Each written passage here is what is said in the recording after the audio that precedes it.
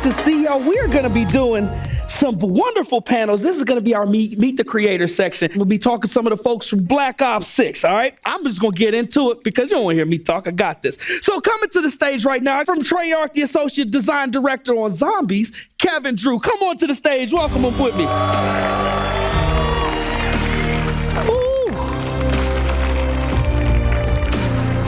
Welcome, welcome, welcome, welcome, baby. Ooh, y'all feel good after them doggone trailers and a deep dive? I love it. I love it. Please have a seat, have a seat, have a seat. First and foremost, man, I want to thank y'all for being here. It's nothing like that day where you get to show everybody where you're working on the thing. I'm going to just get right into the questions because I got a lot of them and not a lot of time to do it. Now, both of these games, both in Gears of War E-Day and in Black Ops 6, we are dealing with very specific time periods and new chapters in games that have been around for a while. There's a lot of history, a lot of legacy, a lot of love and community participation, all the great stuff. How do you balance bringing in a lot of that old, a lot of that history, a lot of the stuff that people love with the new chapters in the thing? All things considered, they just did the direct. I'm gonna kick off. Yeah, right? Go for it. You gonna start with me? Yeah, this one's for you, my friend. How do you balance the old and the new? Come on, going from Black Ops 2 to 6? Tell me what was going through the head. I think there's different answers for each part of the game, right? We have campaign, we have multiplayer, and we have zombies. And I can speak for zombies when I say it's a mode that actually started as an Easter egg back in World of War, right? And it has grown over the years. And initially, it was kind of like the Wild West. So like every time we would make a new zombies game, we would just try new things that we thought was cool, right? But over the years, by Black Ops 3, certain things we realized are very important, and we kind of established the DNA of zombies. It's a lot of different like perks and pack-a-punch and really cool maps and hidden quests and all sorts of things. And we realized those certain things are very kind of sacred, and we need to like keep those and iterate on them and make them better, but then always pushing ourselves to do new things, because that's like at the heart of this mode. It's almost like counterculture to COD, where it's like we get to put things in that you would never see in or think that would be in Call of Duty. Stuff you're just not expecting. Yeah, absolutely. Leaning into a lot of that brotherhood theme, and actually you can kind of look at some of that coming through in COD as well. Speaking thereof, like we got a really good look at how you guys are actively developing the game. How is what your tech that you're using impacted a lot of that, especially in like player movement and the different things that people are able to do mid combat? Please do the thing. I think that's the highlight, the Omni movement. You all saw it today. It's like revolutionary in how you play the game. It just fundamentally changes how you move, and it kind of removes this artificial construct of like, you know, in real life, you can sprint backwards. You can sprint to the side. Like professional athletes do this all the time. So once we kind of ungated that or realized we could do that and we made this massive endeavor, it's changed everything, right? Like how you play multiplayer is different. How you play zombies is going to be different. Like the ability to, you know, sprint backwards while you've got a horde of zombies coming at you is very different than MP, where you're taking advantage of other things like supine and all those things. So look, for us less skilled people, being able to run away from I think you still got to watch behind you. We're thinking about that. I appreciate it. Both of these games have very committed audience. I know that's the understatement of the year, but how do you take those audiences into consideration? For a lot of folks, like they've been looking for these installments for a minute. I know people have been checking for Gears for a minute, and people have been looking for the new COD for a minute. How do you deal with a lot of that fan expectancy, that, hey, you know what your people are kind of hoping for? How do we address that, especially when coming into a new chapter? It's about trying to deliver something new and also what you know drew people to the franchise at the same time. I think it's very similar for a lot of the stuff I saw in the Blops Direct, you know. When you were saying earlier about the pandemic, right?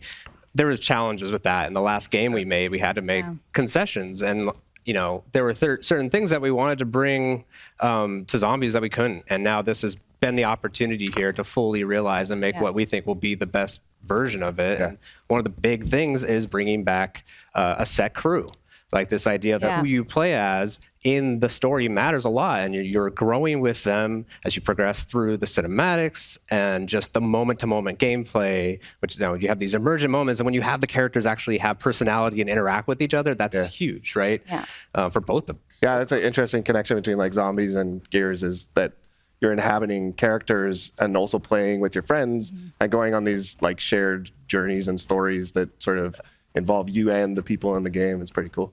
It's like when you see how they react, like you might bond closer to this character more than that character based on their reactions, which is really cool. I'm not gonna lie, when Marcus looked like he was gonna fall over, I'm like, no, I'm my boy. And then it came down to brotherhood. Yeah, that's you didn't my really jam. think he was gonna fall in that hole, did you? I'm not. I was on pins and needles, okay? Just let me have this, all right? Let me have this. All right. Look, one of the things that I love, especially as a developer, is being able to watch out for some of those personal touches in the game. And I think for me, that's a very humanizing element. It's always nice to remember that the people making these things are often fans. A lot of them are like, yeah, I'm excited for this game too. I'm curious if there are any like personal touches that y'all got for me personally. What are some of the things that your folks did, their signatures that they put on the game? If you can share. I know it's some personal touches in Black Ops. And we also got like a look at some of them in the deep dive. I want to know specifically in Zombies, are there some personal touches that y'all put in that you're like, this is for the fans? Yeah, so I mean, I've worked on every Black Ops game, so I have a lot of very specific examples over the year. Like if you're working on the game, you're putting a part of you in it. Right. Mm-hmm. And so like early days when you're working, like when I was working on campaign levels, I ended up like on Black Ops 2, I named a red shirt in one of the levels I was working on, Crosby, because of a previous game on Black Ops 1. He was like this one-line character, but he was just hilarious to all of us. So I started to name him there, and then I moved to another campaign level and another one, and soon enough there was like 8 levels with Crosby in it, and he had a full character arc. That means Crosby is the Carmine of Black Ops. Black Ops. And he has his own wiki page. But nice. When he got to Zombies, it was sometimes our personal touches are accidental. When we were working on Black Ops 2, we were like a new team working on it, and we hadn't quite caught up with all of the rules yet, and so when we were determining the eye color for Mob of the Dead, a producer got to ask like what color to make them, and he's just like, I don't know, red. And then with Q2, like we released the trailer, and the community is like, what is this third faction? What do the red eyes mean? And we're like, oh, okay. That was like the wake up. Intentional. Yes. Yeah, totally. It worked out. But I think in recent years, not I've been directing the gameplay and the design systems, it's really about I want to bring Zombies to more people. And so approachability has been a key part for me to put in the game. So just really like raising the floor. A lot of people, it's a very challenging mode. And so when people try for the first time, they might survive for 2 minutes. And it's like, once you get in there and you experience like the higher rounds, it's so much fun. So we want to just make sure that more people can do that. One day I'm gonna get to those higher rounds. You're gonna do it. This is the year. This is my time. This game, we got all sorts of stuff for you that's gonna help you with that. I actually want to go back a little bit and dig into those specific time periods in both of those franchises. Because for me, that was the standout thing in the trailers, that both of them made a big point to point out this is where this is happening, and this is the story that we want to tell around this. And Black Ops, like picking the 1991, just after the Cold War, right. Those shots of seeing Bush and Clinton talk ripped directly from my memories. I'm dating myself a little bit, but picking a very specific time. What was going through the heads when we picked that moment to set Black Ops 6 in? Yeah. Well, you know what? Maybe you can't speak to that from the zombie side, but if you can, give me that. I could give a light touch. Give me a light touch. That's part of our DNA, right? Like the Black Ops series goes into very historical, memorable beats and kind of gives you this version that could have existed where there's a deeper story there. There's a lot of espionage and betrayal and shadowy ops. And in this version, right, like this idea of you becoming an enemy of the state, like the actual government is betraying you because they're doing some bad things and you want to fix it. So it's also just a very nostalgic era, right? I think a lot of us, at least elder millennials, we're children during this time period. And it's like revisiting those things with a mature perspective is going to be, I think, a lot of fun. But on the zombie side, we left you like on a huge cliffhanger. So basically Cold War was building up a lot of beats. We, at the end, like we kind of just did a huge 180. The director ended up being Edward Richtofen, who is a long-stay zombies character. He betrays your entire squad. He sends them off of prison for 5 years, and we're here now in the early 90s picking up the pieces. So the crew have been in prison for 5 years. They've been just, Sarah Connoring, basically just doing a lot of push-ups and just ready for revenge. Ready to roll. All right, look, the voices in my head are telling me that we don't have a whole bunch more time. Okay. I want to know, what you got final thoughts to leave the people with before they get a chance to do their own research and digging?